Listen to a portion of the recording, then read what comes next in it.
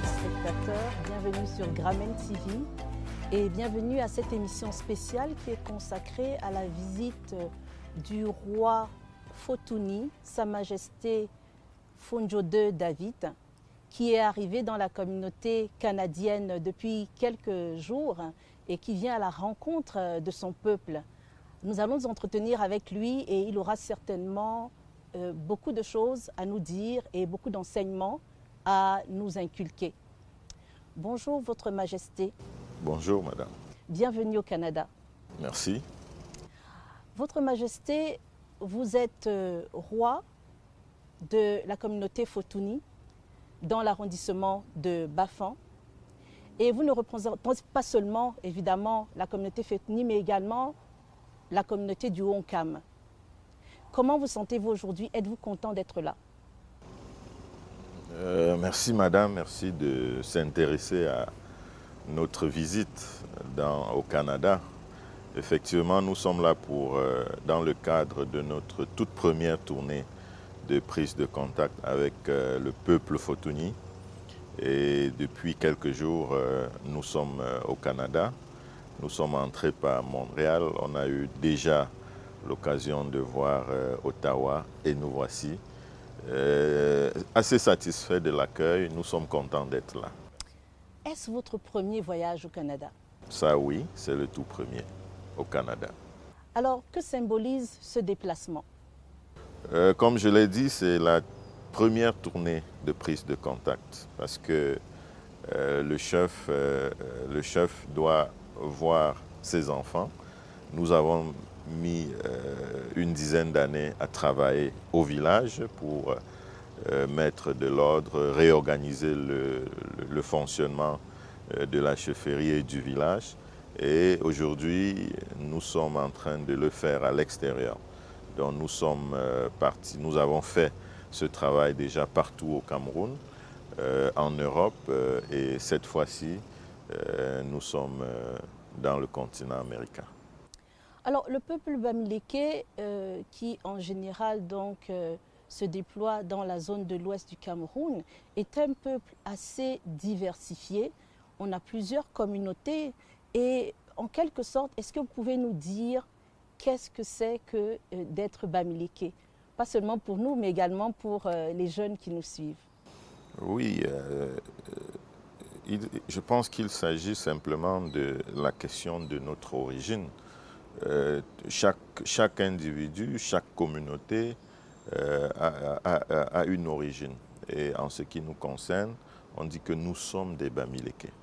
Et tout le monde sait, on peut lire partout que c'est un groupe qui est parti du nord ou de l'extrême nord, qui est parti du Nil, de l'Égypte, qui a traversé le Nil et qui s'est retrouvé dans la plaine Tikar. Et à partir de la plaine Tikar, les différents groupes ont migré pour se retrouver dans les territoires où nous sommes aujourd'hui. Et donc, nous, particulièrement au Cameroun, on appelle les Bamileke la grande majeure partie des fils de l'ouest du Cameroun.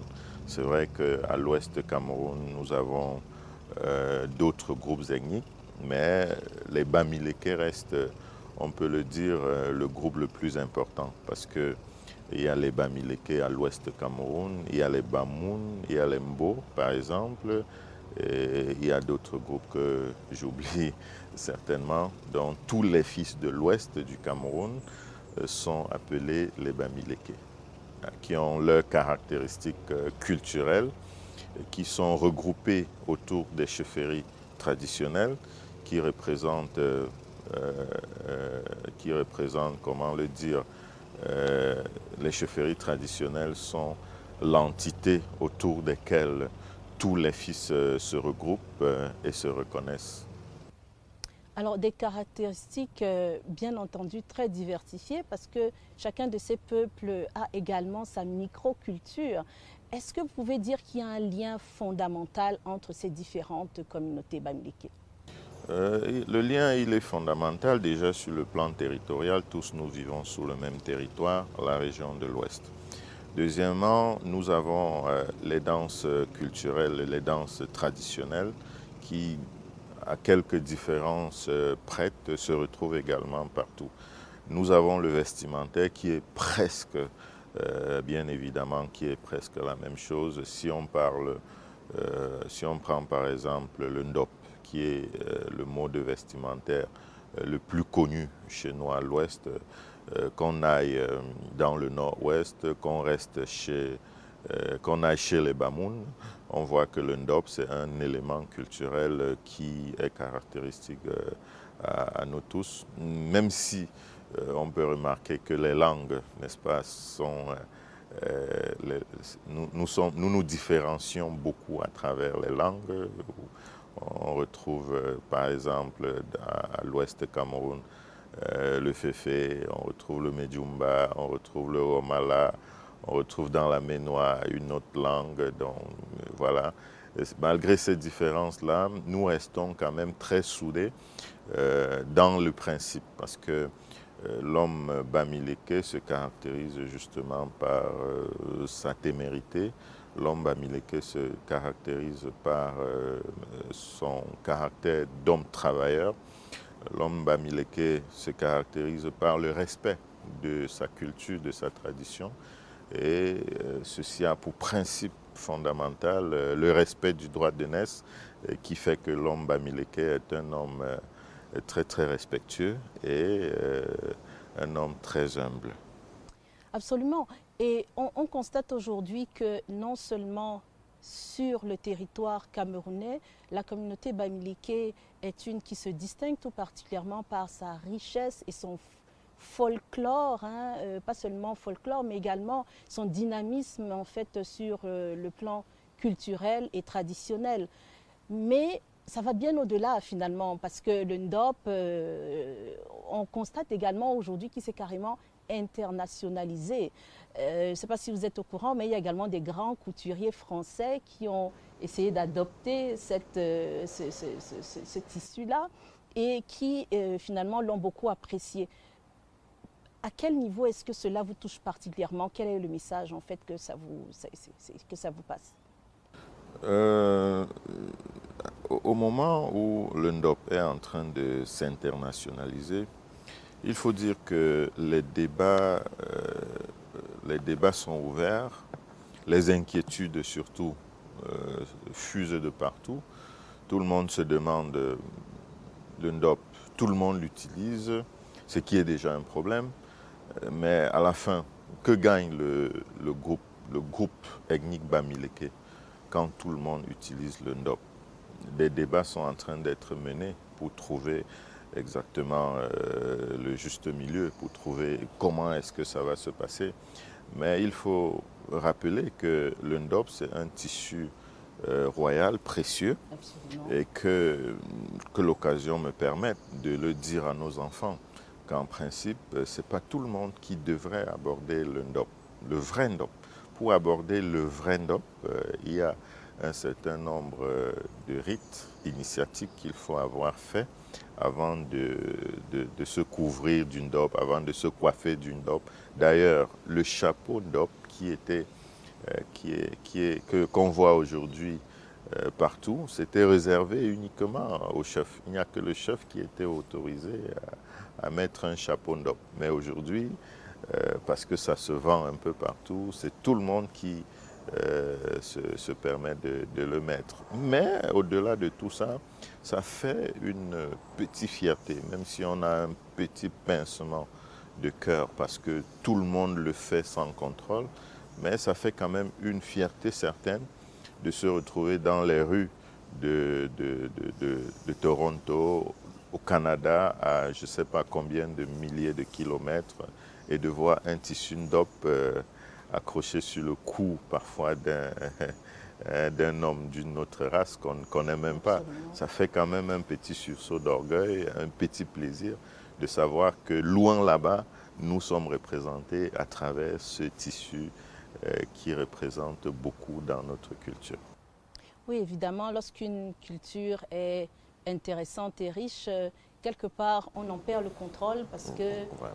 Évidemment, tout le monde veut s'en approprier à sa manière Et c'est bien que vous fassiez également ce petit rappel à l'ordre et rappeler que avant tout le ndop, c'est un tissu royal. Alors revenons à vous, Votre Majesté. Lorsqu'on voit un chef traditionnel, un roi, je dirais, on a souvent l'impression qu'il y a une sorte de mystique derrière et on ne se rend pas très souvent compte qu'avant tout, on a quand même affaire à un humain qui a eu une vie avant, qui n'était pas forcément royale dès le départ. Je voudrais ici que vous nous parliez un tout petit peu de vous, parce que la jeunesse, elle ne veut pas simplement découvrir qui est le roi, mais elle veut découvrir qui est le roi, c'est-à-dire qu'est-ce qu'il y a derrière, est-ce qu'il y a une histoire, et cette histoire-là, il est important en fait aussi que vous la partagiez. Alors si je dirais, quelle était votre vie avant de devenir roi? Ça, c'est un exercice difficile pour moi. J'aime pas parler de moi. J'aime parler de Fotoni. Avant d'être chef, je n'étais rien. Personne ne me connaissait. J'étais tranquille dans mon petit coin et personne ne s'intéressait même pas à ce que je faisais. Alors, je préfère parfois qu'on s'intéresse à ce que je fais. Je suis Sa Majesté Fonjo de David, comme vous avez déjà dit. Je suis chef traditionnel, roi des Fotoni depuis 2011. Ça va faire pratiquement 13 ans que je suis là. Et mon quotidien, c'est de m'occuper des Fotoni. Je vous l'ai dit, j'entre à la chefferie en 2011 et je me mets immédiatement au travail après les 9 semaines de l'ACAM où on me donne les rouages de la gestion traditionnelle. Et je commence par une tournée à l'intérieur du village qui me permet de visiter les 12 villages de 3e degré de Fotoni, de visiter les 14 quartiers du groupement Fotoni qui ont à leur tête des grands notables. Et 10 ans après, je commence à sortir pour rencontrer les Fotoni partout où ils sont. C'est ça mon quotidien. Je m'occupe des Fotoni et ma vie d'avant, je préfère parfois que les autres en parlent.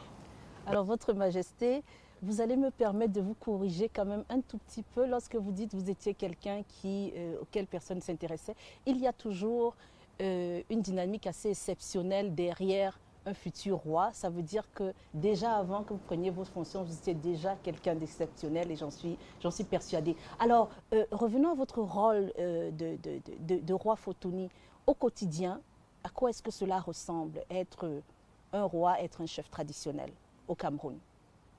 Un chef traditionnel, si je peux faire un parallèle, un chef traditionnel, c'est un père de famille. Un chef traditionnel, c'est un président de tribunal, c'est un procureur de la République, c'est un économiste. Un chef traditionnel, c'est un cultivateur. Un chef traditionnel, c'est un artisan. C'est un homme social, c'est un homme du social qui, chaque matin, reçoit tout le monde à la chefferie. Et généralement, il faut le dire, c'est surtout tout le monde qui a les problèmes. Parce que rarement on vient à la chefferie pour dire bonjour de façon simple au chef. Chacun vient avec son problème.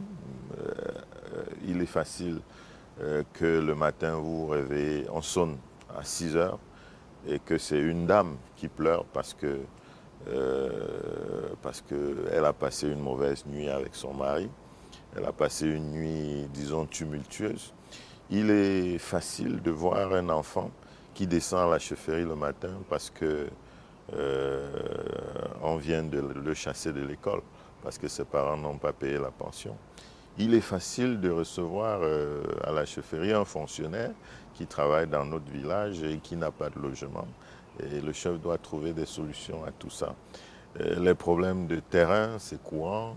Les problèmes domaniaux, comme on peut le dire, c'est courant. C'est d'ailleurs les problèmes les plus difficiles et les plus vieux.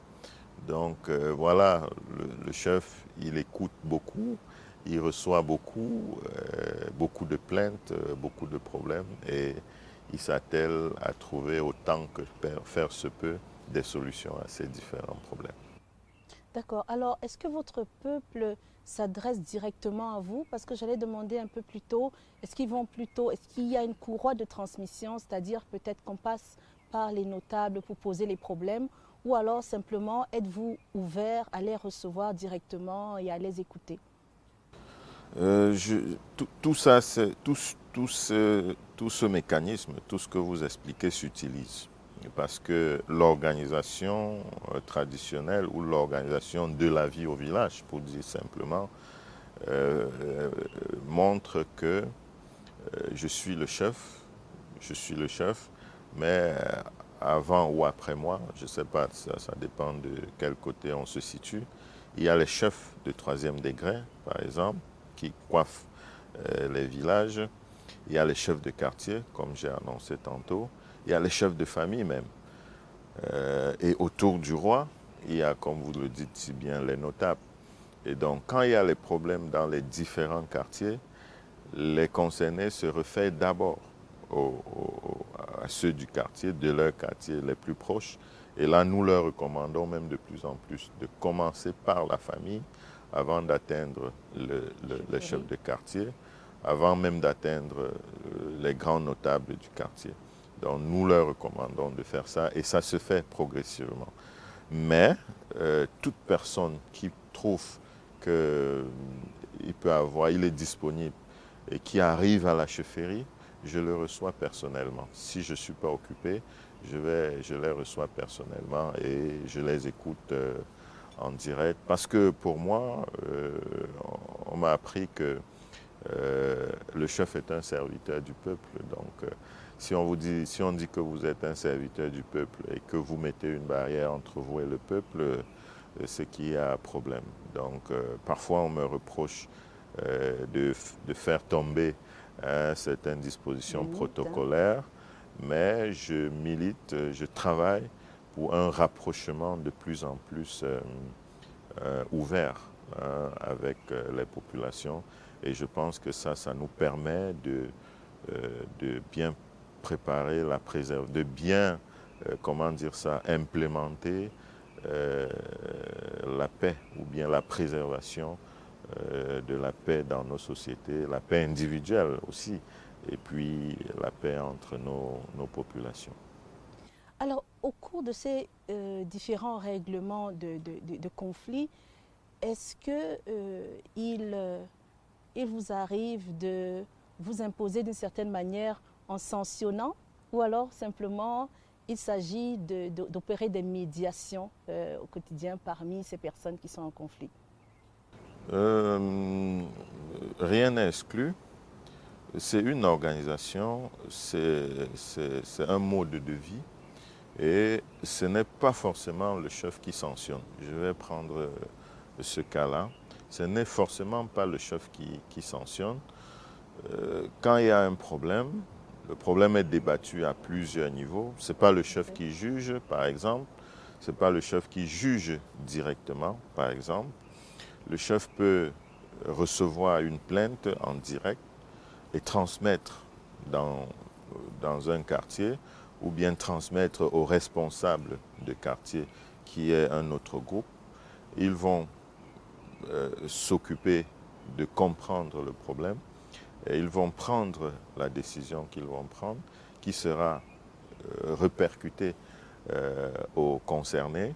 Et généralement, puisque nous avons pour fondement le respect de notre tradition, c'est simple parce que chacun sait que quand il a fait telle faute, il s'attend à telle sanction qui n'est pas une décision personnelle du roi ou bien de la notabilité. Donc les sanctions, ça peut arriver, les interdictions, ça peut arriver, et puis les félicitations aussi. Il faut dire que la chefferie n'est pas seulement la mère fouettarde, non. Il arrive aussi qu'on félicite ceux qui font bien. Alors, l'autorité du chef traditionnel, avec la modernité montante, est-elle toujours présente dans la communauté aujourd'hui? Je pense que oui, ça va de soi. Si vous aujourd'hui, vous êtes en train d'interviewer un roi, c'est bien évidemment parce que l'autorité du roi ne se conteste pas. Si Sa Majesté le chef Onjo David est arrivé au Canada et a été reçu par tous les Futuni, et je dirais même par tous les fils de l'Ouest, c'est parce que le chef a encore cette autorité-là, le chef a encore ce pouvoir-là qui lui permet de regrouper ses enfants dans tous les horizons. Et si chaque matin, le chef reçoit à la chefferie des dizaines d'enfants, des dizaines de fils pour des différents problèmes, c'est que le chef a encore son autorité. Et si dans chaque groupement aujourd'hui de l'Ouest Cameroun, nous organisons des festivals qui sont courus, et qui font venir dans nos villages des milliers de personnes, c'est parce que le chef a encore cette autorité-là et c'est autour de lui que tout ça se passe. Et si aujourd'hui l'administration,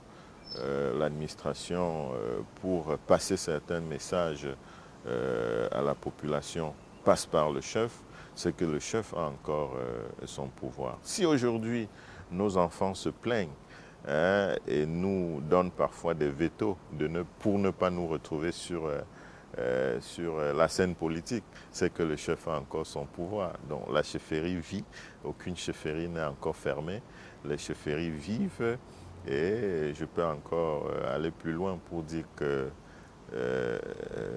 il y a davantage de femmes dans les chefferies et d'enfants dont le chef a encore son pouvoir. Absolument.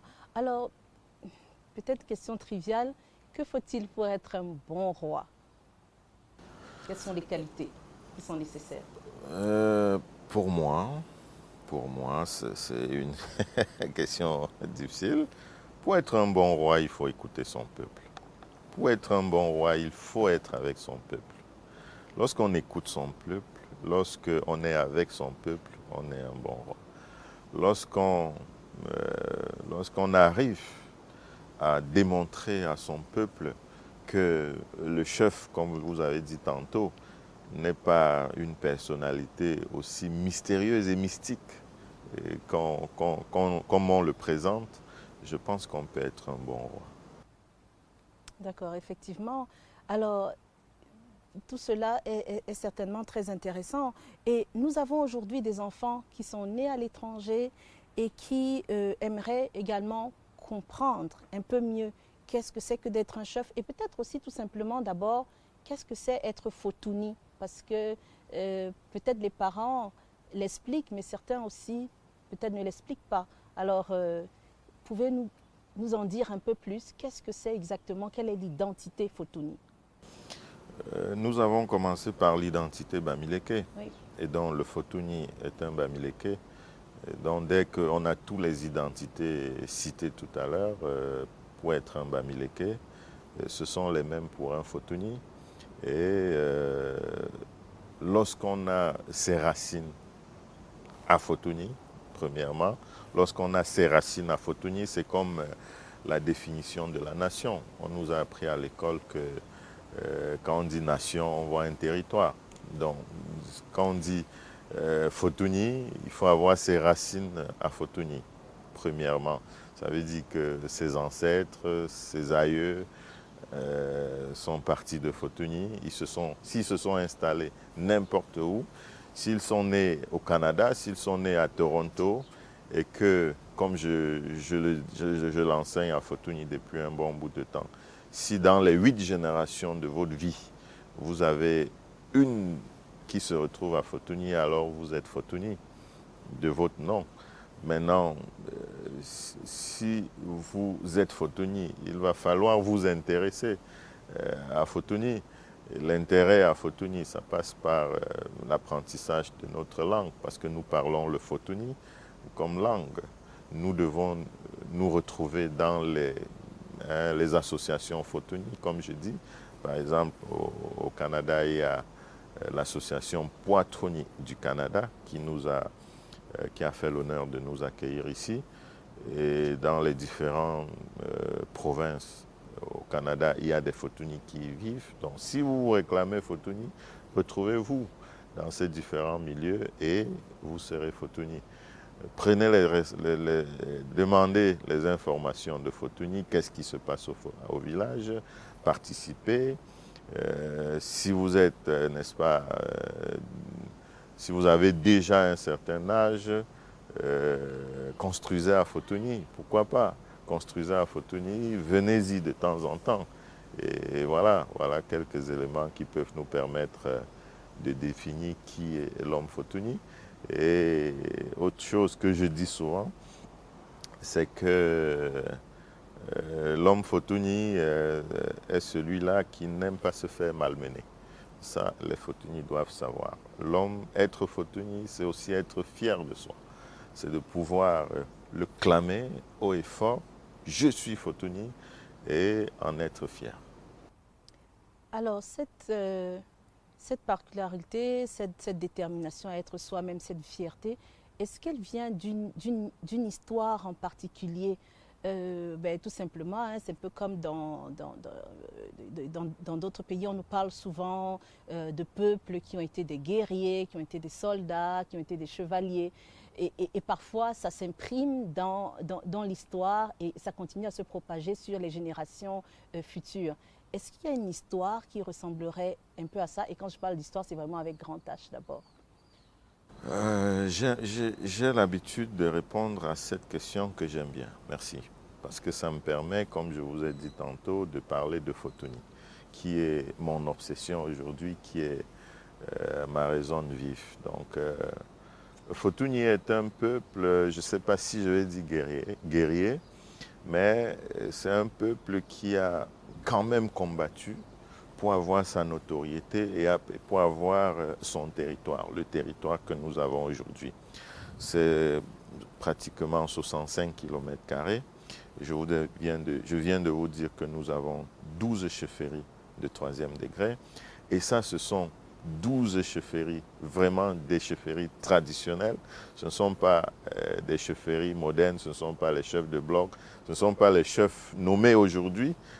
Non, c'est 12 chefferies traditionnelles. Ça veut dire qu'ils ont leur ossature traditionnelle, une chefferie connue, hein, de génération en génération.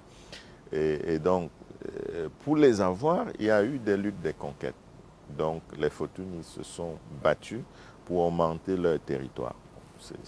Si vous les appelez les guerriers, je vous le concède, parce que pour arriver pour conquérir un territoire, pour annexer un voisin, il faut être guerrier. Donc, l'homme Fotuni, il a mené ce combat-là pour agrandir son territoire. Maintenant, la petite histoire qui caractérise l'homme Fotuni doit partir de la définition de notre nom, Fotuni. D'où est-ce que ça vient? Nous vivons, les Fotuni vivent dans une plaine très riche en gibier, et puis un prince déchu d'une autre chefferie, notamment de la chefferie Balessin, dans la Ménois, arrive dans cette plaine et s'installe, et en bon chasseur futé, nourrit la population des produits de la chasse. Et c'est comme ça qu'il parvient à s'imposer, à se faire aimer par ces populations-là. Et un matin, monte, on peut le dire, un coup d'État contre le chef qu'il avait trouvé. Et il tombe, il capitule. Et au moment de capituler, on avait fait un trou qu'on a couvert d'herbes, de paille. Et lorsqu'il est arrivé, il s'est assis et il est tombé dans le trou. Et ceux-là ont dit, vous nous donnez les attributs du pouvoir, à savoir le bracelet, la canne et le chapeau, qui sont les principaux. Le siège étant déjà dans le trou. Donc, et lui de dire, donc en dehors de ma tête, il n'y a rien d'autre. Ma tête est plus importante que tout. Et à partir de ce jour-là, les Fotuni s'appellent Troni. Donc, Tchenda Atronien, bon, à partir de ce jour-là, il s'appelle Trogny. Et lorsque les colons arrivent, ils augmentent BA, donc Batouni, comme Bafan, Baganté, Baham, Bawang, Bamenjou et tout autre. Les gens d'eux, tout le monde le sait. Et lorsque mon défunt père arrive à la chefferie, il trouve qu'il y aura confusion entre Batouri, très loin dans, et Fotouni, et Batouni. Et c'est alors qu'il choisit, avec le concours des autres membres au village, d'enlever BA pour mettre FO. Donc nous sommes passés de Touni à Batouni et aujourd'hui c'est Fotouni. Et donc dans cette petite histoire, vous remarquez qu'il y a la tête. Et la tête, c'est quand même, n'est-ce pas, une partie, je ne dirais pas la plus importante parce que ça peut se débattre, c'est une partie très importante de l'être humain. Et donc, si cela, n'est-ce pas, se voit beaucoup plus par la tête, qui est une partie importante, qui est là où tout se fabrique, et qu'aujourd'hui, on colle à l'homme Fotouni, parce que mon père, il a reçu la médaille du difficile groupement de Fotouni. Donc, les Fotouni sont particularisés par ce vocable de difficile. Donc, si les Fotouni aujourd'hui sont reconnus comme des personnes très, très difficiles, nous pensons que c'est parce que cette tête-là, n'est-ce pas, est cette partie-là qui avait été touchée et qui ne leur laisse pas, ou bien qui ne laisse pas aux autres la possibilité de manipuler l'homme Fotouni à leur guise. Alors, on reviendra certainement dans quelques instants sur cette particularité, cet aspect du Fotouni difficile. Mais avant ça, puisque vous étiez en train de parler un peu de folklore, quelles sont les significations, par exemple, de vos vêtements? C'est-à-dire, vous avez un collier, vous avez un bracelet et vous avez un couvre-chef. Et tout cela en général, et évidemment, vous avez un chasse-mouche, si c'est le cas, peut-être qu'il a un nom encore plus particulier que ça. Qu'est-ce qu'il représente exactement, si vous voulez expliquer cela à nos enfants? Alors, j'ai dit tantôt que lorsque le chef a des attributs, voyez-vous, lorsque vous êtes, je vais prendre l'exemple dans la vie moderne, lorsque vous êtes président de la République, lorsque vous êtes un administrateur, disons-le simplement, vous avez des attributs qui permettent de vous reconnaître de façon simple. Dans la rue, on reconnaît le gendarme par sa tenue. Je ne sais pas si on peut demander à un gendarme d'expliquer. Expliquer pourquoi cette tenue. Je le dis parce que c'est une question qui revient toujours. Je ne sais pas si on peut demander à un gendarme d'expliquer quelle est la signification de votre tenue. C'est un signe distinctif qui permet qu'on le voie et qu'on sache que ça, c'est un gendarme.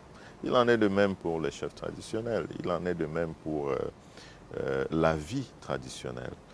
Nos tenues traditionnelles, c'est comme on dit l'habit ne fait pas le moine. Mais c'est avec son habit qu'on reconnaît le moine. Dans notre tenue, c'est d'abord notre signe distinctif pour connaître qui est un traditionnaliste. Tout d'abord, tout simplement. Tout à fait. Maintenant, lorsque un chef entre et sort du LACAM, on lui donne justement ces attributs-là.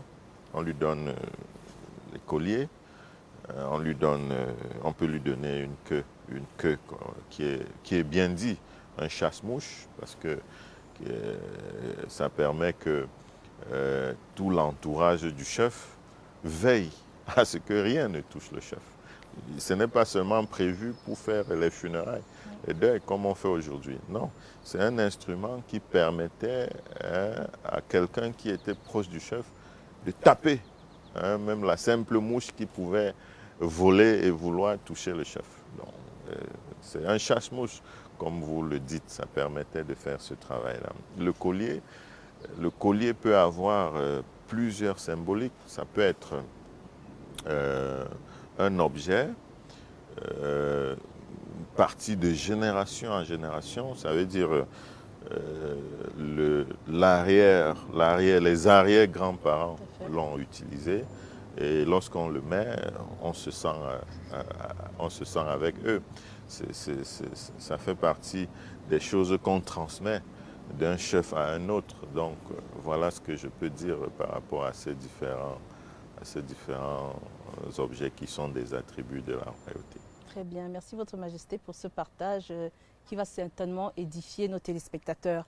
Alors, vous êtes connu pour votre dynamisme et votre dévouement, et vous disiez encore il y a quelques instants que Fotuni, c'est un peu comme votre obsession aujourd'hui. Alors, qu'est-ce que vous pouvez dire que vous apportez de plus à votre communauté depuis que vous avez été intronisé? Ça aussi, c'est une question qui pouvait être répondue par les autres. Si seulement ils avaient la possibilité, ils répondront. Mais je pense que nous sommes en train de faire ce que nous faisons là, d'amener tous les Fotuni à comprendre que l'un des fondements traditionnels, c'est la loi du nombre. La loi du nombre est un fondement traditionnel parce que en ma langue, on dit Pemjom tenjop peju. En ma langue, on dit pochu, qui est le cuilepou. Et en français, vous le dites, une main ne peut attacher un fagot, ce qui est vrai. Donc ces deux éléments me donnent le prétexte de réunir les Fotuni partout où ils sont. Et ça, je pense que nous sommes quand même en train de réussir ça. Il faut que les Fotuni comprennent que je vis à Douala, je vis à Yaoundé, je vis au Gabon, je vis au Congo, je vis au Tchad, je vis en Australie, je vis au Canada, aux États-Unis, mais je suis Fotuni. Mais je suis Fotuni. Et que nous devons, tout en vivant avec les réalités d'ailleurs, connaître les réalités de chez nous. Ça, c'est un challenge que nous sommes en train de mener. Et par exemple, le festival que nous sommes en train de... Nous organisons la quatrième édition en 2027. C'est un élément qui nous a permis de voir que les Fotuni peuvent partir de partout et se retrouver au village. Ça, c'est des choses qu'on ne faisait pas avant nous. Nous avons montré à la jeunesse que nombreux, on est plus fort. Ensemble, on est plus fort. En mettant sur pied la jeunesse active de Fotuni, qui aujourd'hui est une force, indéniable dans notre communauté, qui se sont réunis depuis 2012 et qui ont commencé, un groupe de jeunes, je veux dire, qui a commencé à cotiser 1000 francs par semaine pour le développement de Fotuni. Ça, c'est inédit. Et ça ne se voit pas ailleurs déjà. Et avec les 1000 francs par semaine par jeune, ils ont pu construire à Fotuni 6 salles de classe en R+2. En R+2. Donc, comme on dit vulgairement, en étage. 6 salles de classe en étage, avec 1000 francs par semaine. Ça veut dire qu'on les a amenés à comprendre qu'on doit s'unir. Et de ce côté, je pense que nous sommes en train vraiment de gagner ce pari. Ils ont récemment refait à la chefferie supérieure de Fotuni une toiture, la toiture de la case patrimoniale qui a plus de 150 ans. Les jeunes, avec ces mêmes 1000 francs, ont dépensé à peu près une quinzaine de millions pour refaire cette toiture. Je ne peux pas citer d'autres d'autres réalisations de cette jeunesse qui, parce que nous les avons amenés à se réunir, ont compris qu'ensemble on est fort. Nous l'avons fait avec l'élite Fotuni. Nous avons créé une élite Fotuni nationale qui de plus en plus est en train de s'imposer sur le développement de Fotuni, qui est en train de faire un travail formidable dans notre groupement, qui actuellement est en train de travailler sur un programme de développement de Fotuni sur les 35 années à venir. Donc voilà des actions que nous sommes en train de mener et qui vraiment tirent notre groupement vers le haut. Et sur le plan de développement, on peut dire que par-ci par-là, nous avons quand même tracé de nouvelles routes dans notre groupement. Question de faire sortir plus facilement les denrées, hein, les produits de champ de nos parents.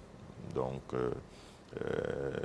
les six salles de classe que la JAF a construit, à côté desquelles le Codefo a construit aussi d'autres 6 salles, nous ont permis d'avoir un lycée technique dont nous formons désormais nos ingénieurs. Nos futurs ingénieurs, nous les formons déjà sur place à Fotuni. On n'a plus besoin de se déplacer pour aller ailleurs. Le lycée de Fotuni est en train de passer centre d'examen progressivement. Nous avons rendu visite à l'université d'Ottawa qui nous a donné encore des ordinateurs parce que le lycée de Fotuni est en train de passer centre de la pratique en informatique parmi les autres centres de la région. Ça, c'est le dynamisme que nous sommes en train de mettre sur pied et qui, visiblement, est en train de donner de bons fruits. Oui, et qui ne va certainement pas s'arrêter en si bon chemin. Nous vous le souhaitons. Alors, parlons un petit peu des cas difficiles. On a parlé du Fotuni difficile. Et vous êtes également président des chefs traditionnels supérieurs du Honkam. Et à ce titre, donc, il est normal que également dans la diaspora, on puisse vous poser un certain nombre de problèmes. Et tout particulièrement, depuis quelques années, la communauté Honkam dans la région de Toronto connaît une crise interne et qui aura certainement besoin d'être résolue. Alors à ce moment-là, vous en avez certainement entendu parler. Qu'est-ce que vous pourriez conseiller? Quelles seraient les solutions pour pouvoir réconcilier ces différents clans? Avant de répondre à cette question à laquelle je ne m'attendais pas, mais qui ne me dérange pas, merci de me permettre de dire un mot là, à ce sujet. Je voudrais préciser, comme j'ai dit à l'entame, je suis en tournée au Canada dans le cadre de mes activités en tant que chef supérieur Fotuni. Je ne le suis pas là officiellement en tant que le président des chefs du Honkam. Ça, il faut que nous soyons clairs. Mais ce problème, je ne peux pas dire que je ne suis pas au courant. Je suis au courant. Mais je regrette de n'avoir été au courant que lorsque j'ai programmé une tournée au Canada. Je regrette. Pourtant, on le dit si bien, ça fait quelques années. Et je ne pense pas que c'est parce que j'ai programmé une tournée au Canada que les Honkamois de Toronto ont su que j'étais le président des chefs. Parce que je suis président des chefs, ça doit faire plus de 6 ans, et même un peu plus. Et que c'est au moment où je programme ma tournée que le problème suggère et qu'on pense que je peux être au courant. Et quand on dit je suis au courant, de quelle manière je suis au courant? Je suis au courant comme vous et moi, comme tout le monde, n'est-ce pas, par les réseaux sociaux, par WhatsApp et autres. Mais j'ai dit, si les Honkamois de Toronto estiment que je peux apporter ma petite contribution dans la résolution de ce conflit, je le dis simplement qu'ils sont assez intelligents et qu'ils soient un peu plus futés pour savoir comment faire. Il ne me revient pas de venir à Toronto et de dire que j'ai appris que... Non, je pense que personne ne peut m'en vouloir pour ça. Je ne vais pas aller dans la maison des gens chercher les problèmes pour résoudre. Si on apporte un problème vers moi, je vais m'y appesantir. Je vais m'y appesantir et nous pouvons trouver une solution. Ce qui n'est pas fait jusqu'à présent. Je ne trahis pas un secret. Et je ne demande pas non plus qu'on vienne avec. Non, ce n'est pas une demande. Je m'explique parce que vous avez posé la question à ce sujet. Mais maintenant, en tant que père, en tant que responsable traditionnel, je vais dire, aucun responsable traditionnel ne peut être content, ne peut être à l'aise de savoir que ses enfants se battent. Même dans la simple cour de la maison, quand deux de vos enfants se chamaillent seulement, vous grondez. Arrêtez-moi ça. C'est la première réaction. Donc si nous pouvons donner un conseil, encore que c'est la journaliste qui demande conseil, je ne sais pas si ceux-là même demandent conseil. Si on peut demander un conseil, madame la journaliste, nous leur dirons d'arrêter ce conflit. Nous leur dirons, vous êtes des grands enfants. Nous leur dirons, vous avez commencé, personne n'était là. Hein? Nous leur dirons, vous êtes des personnes éveillées, hein? Vous êtes des personnes sages. Retrouvez-vous dans une pièce, fermez la porte, écoutez-vous et vous trouverez des solutions. Parce que même l'intermédiaire qui va venir pour essayer de résoudre le problème ne va que vous écouter et rien d'autre. Il ne va rien vous imposer. Il va dire partie plaignante ou partie inverse ou ceci. C'est quoi le problème? Il va parler, on va poser des questions, ils vont répondre et à la fin, on va trancher. Je pense que ce sont des enfants suffisamment grands, suffisamment intelligents, qui peuvent comprendre qu'ils peuvent encore résoudre ce problème sans l'intervention de quiconque. Je le dis souvent, et je porte sur moi toute la responsabilité, tout n'est pas rationnel dans la vie. Je crois que personne n'en disconvient. Tout n'est pas rationnel dans la vie. Et par conséquent, tout n'est pas droit non plus dans la vie. Tout n'est pas droit. Donc il ne faut pas croire que le droit est absolument droit.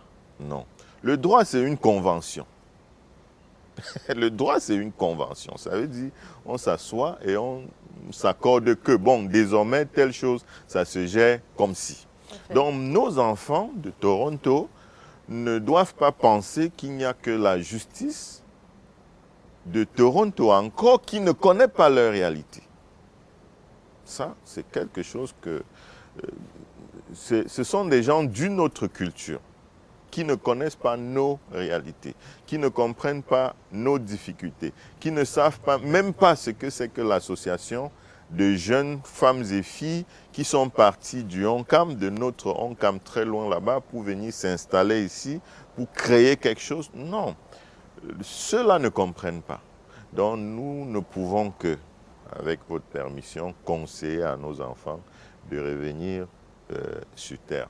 Parce que, comme je l'ai dit, tout n'est pas rationnel. Parce que, comme je l'ai dit, la force ne résout pas tous les problèmes. Donc, qu'ils essayent de s'asseoir et de se parler, de se regarder entre les yeux, d'être franc et de dire « Frère, mon frère, le paix, de paix. » Et puis, ils s'accordent et ils continuent leur vie. Mais si jamais, avant de partir du Toronto, ils pensent que je peux les recevoir, je reste disponible. D'accord. Alors, tout est dit, hein, Sa Majesté vient de nous le dire. S'asseoir, s'écouter, se parler et trouver des résolutions qui peuvent évidemment apporter la paix. Alors, revenons également à une autre situation. Aujourd'hui, les chefs traditionnels font partie de l'administration au Cameroun et des inquiétudes également naissent, vous l'avez d'ailleurs dit à l'entame de votre propos, quant à la conservation du prestige et de l'autorité traditionnelle. Est-ce qu'il y a une sorte de conflit et comment est-ce que se gère en fait cette dichotomie entre être un administratif et également être une autorité traditionnelle? Est-ce qu'il y a une sorte de dégradation de l'autorité traditionnelle dans ce processus? Je vais dire que jusqu'à présent, je suis seul de mon côté. Tout le monde autour de moi, je suis convaincu que même vous ici, même ma cour derrière moi, pense que la vie d'aujourd'hui concourt à dégrader la chefferie traditionnelle. Jusqu'à présent, je suis encore seul dans mon côté qui pense le contraire. Le chef traditionnel est chef traditionnel. C'est un aspect. Je viens de vous dire tout ce que je fais, tout ce que nous faisons pour porter Fotuni, pour faire de Fotuni une valeur, comme j'aime bien à le dire. Et si c'est moi qui posais les questions, j'allais vous demander si vous avez l'impression que je n'ai pas de valeur ou bien que je perds de ma notoriété quand je fais tout ça. Absolument pas. Absolument pas. Ça veut dire que pour moi, le chef traditionnel que je suis fait son travail. Aujourd'hui, je prends des petites choses, des petits éléments de rien du tout. Je dis, quand je suis arrivé à la chefferie en 2011, il n'y avait aucune quincaillerie à Fotuni. Aujourd'hui, il y en a 2, 3, 4 peut-être. Exemple simple. C'est un petit critère social pour démontrer que les Fotunis sont contents de revenir construire au village, n'est-ce pas? Tout à fait. On a l'impression que c'est parce que les Fotunis n'ont plus confiance en leur roi qui court construire au village. Je ne pense pas. Donc jusqu'à présent, je suis encore seul qui pense que rien n'enlève l'autorité à la chefferie traditionnelle. Malgré les agissements, nous vivons dans un monde totalement changeant. Hein? En plein tumulte, les choses changent, les gens vivent, il y a des interactions, c'est normal. C'est très normal. Un chef traditionnel ne peut ne pas travailler avec l'administration. Je posais encore la question à un de mes fils hier. Si le président de la République doit passer un message au Fotuni, par qui va-t-il passer? Par le chef, forcément. Forcément. S'il ne passe pas par le chef, il va passer par qui d'autre? Point d'interrogation. Donc ça sera difficile. Donc moi, je ne pense pas comme beaucoup que la chefferie est en train de perdre un milli de ce qu'elle est. Je pense plutôt que le chef indigène est en train de sortir de l'indigénat pour augmenter, n'est-ce pas, sa connaissance. Je l'explique aux Fotuni en leur disant, je suis sûr que quand le colon arrivait à Fotuni, quand il parlait, mon grand-père ou mon arrière-grand-père demandait en patois il dit que quoi? Aujourd'hui, ce n'est plus le cas. Quand n'importe qui arrive à Fotuni, s'il parle français, le chef va écouter et sera capable de lui répondre. S'il parle en anglais, le chef va quand même saisir quelques mots et sera capable de lui répondre.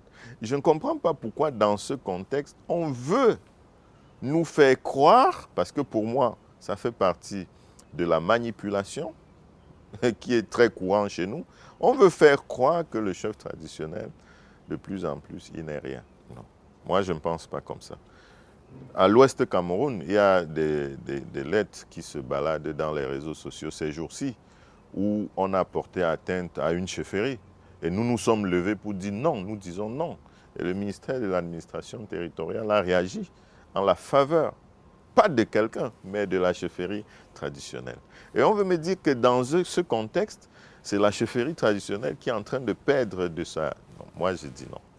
Donc, voilà ma position, madame, par rapport à cette situation. Oui, donc, en conclusion, votre Majesté nous dit que la modernité est positive et qu'elle n'enlève en rien l'authenticité de la chefferie traditionnelle. Alors, chefferie traditionnelle et tradition en général, nous vivons dans un monde aujourd'hui où l'immigration a une place prépondérante et les familles s'en vont beaucoup ces derniers temps. Elles s'installent à l'étranger, les enfants naissent à l'étranger, parfois ne reviennent pas.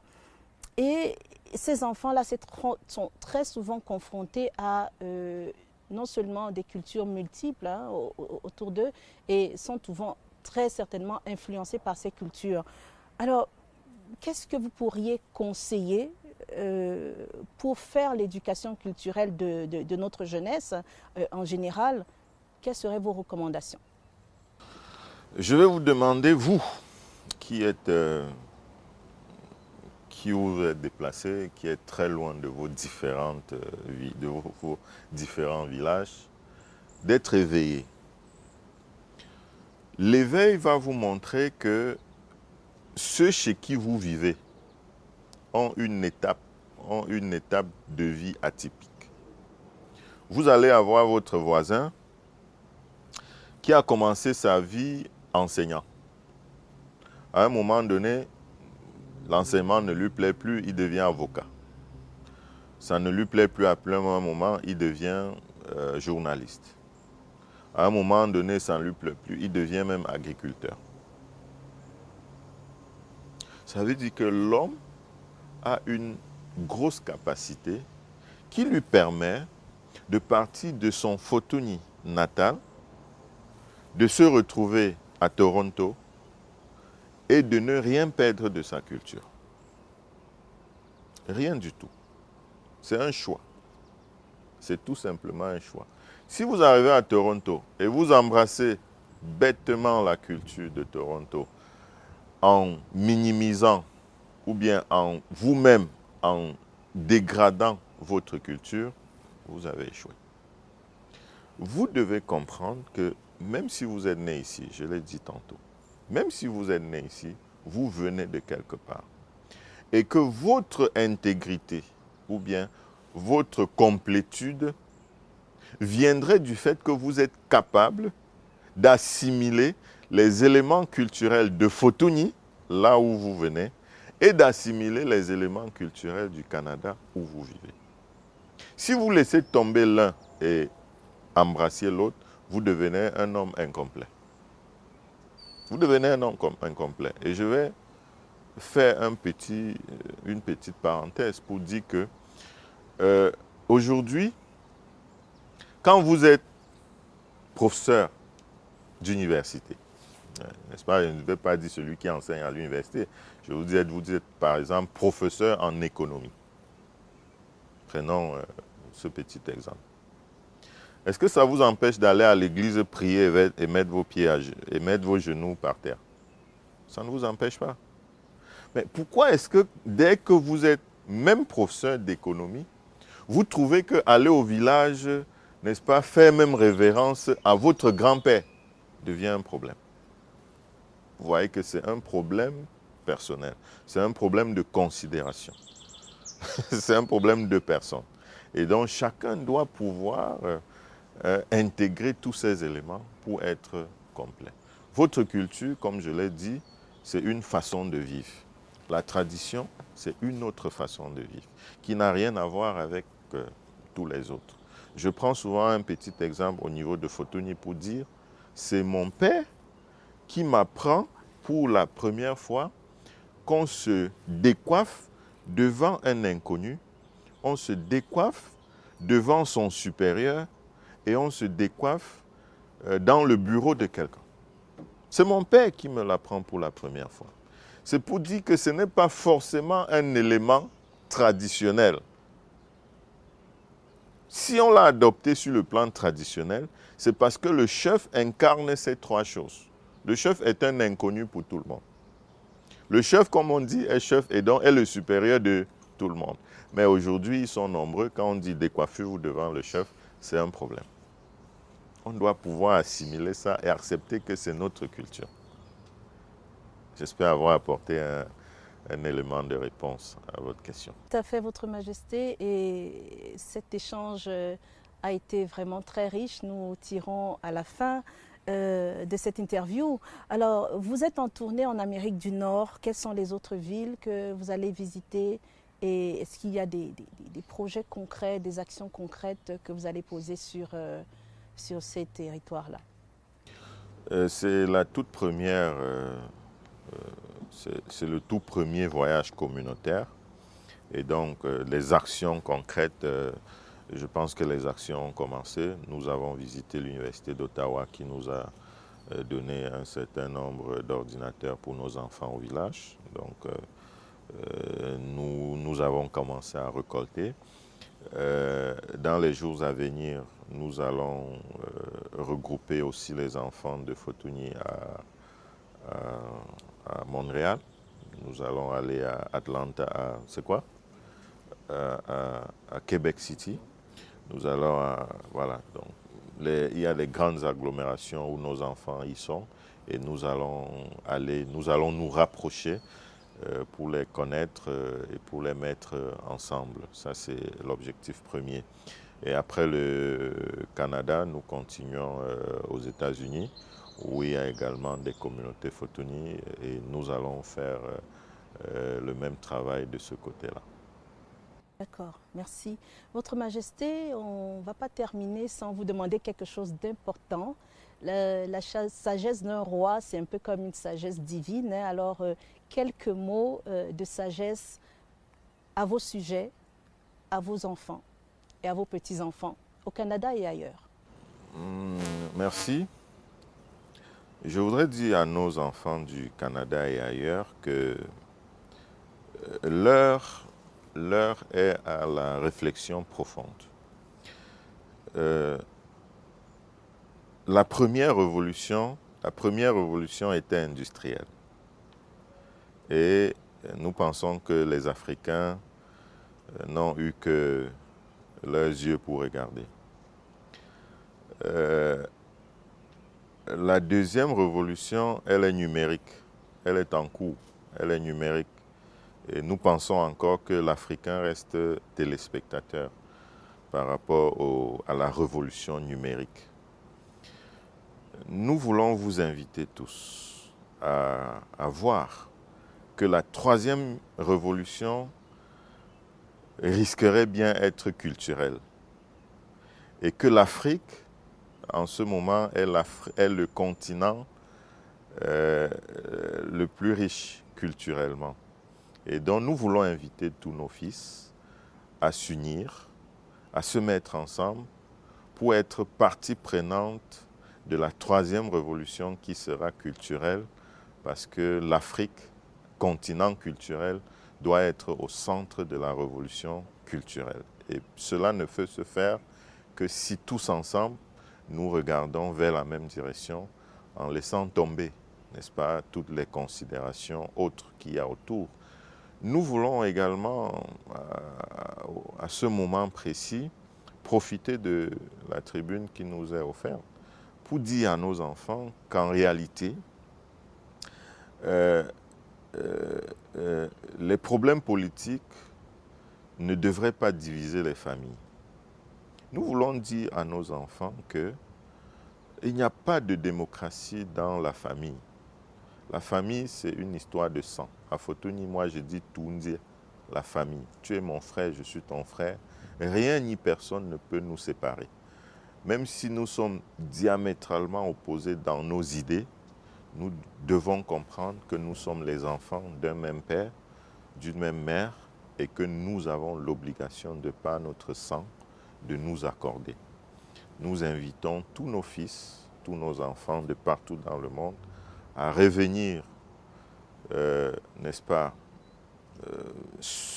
s'initier, n'est-ce pas, dans la vie traditionnelle, qui n'est plus du mystère, qui n'est plus du mystique, mais qui est tout simplement une autre façon de vivre. Je voudrais finir en disant merci à toute l'équipe. Vraiment, nous sommes conscients des sacrifices que tous nos fils de cette partie du monde ont consenti pour que la première tournée soit un événement réussi. Je voudrais dire merci à Nzokweyet qui est parti de Belgique. La famille Fotuni de Belgique a mis en mission pour assister à l'événement. Je voudrais dire merci à mon représentant particulier au Canada, Théodore Fonjo. Je voudrais dire merci à l'autre Alain Fonjo, qui de ce côté a mis les petits plats dans les grands pour que les choses se passent bien ici. Je voudrais dire merci à la Meufo. La Meufo qui est partie du Cameroun avec moi, Meufo Nofeu, Mathurin Kamankin. Et je voudrais dire merci à Ntambou qui est parti de l'extrême nord du Cameroun pour se rendre au Canada. Et je voudrais surtout dire merci à la très forte, au très fort CTO, Comité technique d'organisation, à la tête de laquelle Sa Kamdem Léopold s'est attelé à faire un travail formidable. C'est celui que j'ai réveillé à 4 heures le matin. C'est celui avec qui j'ai dormi tard, j'ai perturbé pour qu'on se rassure que telle chose va bien se passer. Je voudrais dire merci à tous les autres fils qui sont les responsables par-ci par-là, que ce soit à Montréal, avec l'accueil qui a été très très chaleureux, que ce soit au Québec, que ce soit... Bref, on va en oublier certainement. Donc, je voudrais dire merci à tous ceux-là et je voudrais dire merci à celles sans qui les nuits du roi seraient très très difficiles, loin de la chefferie, à la reine. Merci à elle. Merci à la chaîne, à Gramen TV qui a choisi de porter, n'est-ce pas, notre culture très loin de notre territoire. Et c'est une initiative à encourager et nous restons disponibles pour accompagner cet autre projet de nos fils pour que ça grandisse et porte très haut notre culture. Je vous dis sincèrement merci. Merci, Votre Majesté, de nous avoir fait l'immense honneur de cette interview sur Gramen TV. Nous allons simplement vous souhaiter un bon voyage et évidemment de très belles choses pour l'avenir. Et nous souhaitons de continuer à impulser le dynamisme comme vous le faites déjà dans votre communauté et évidemment ailleurs aussi.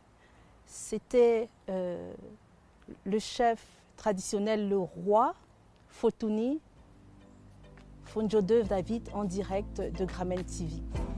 Merci à tous nos téléspectateurs et nous espérons vous retrouver très bientôt.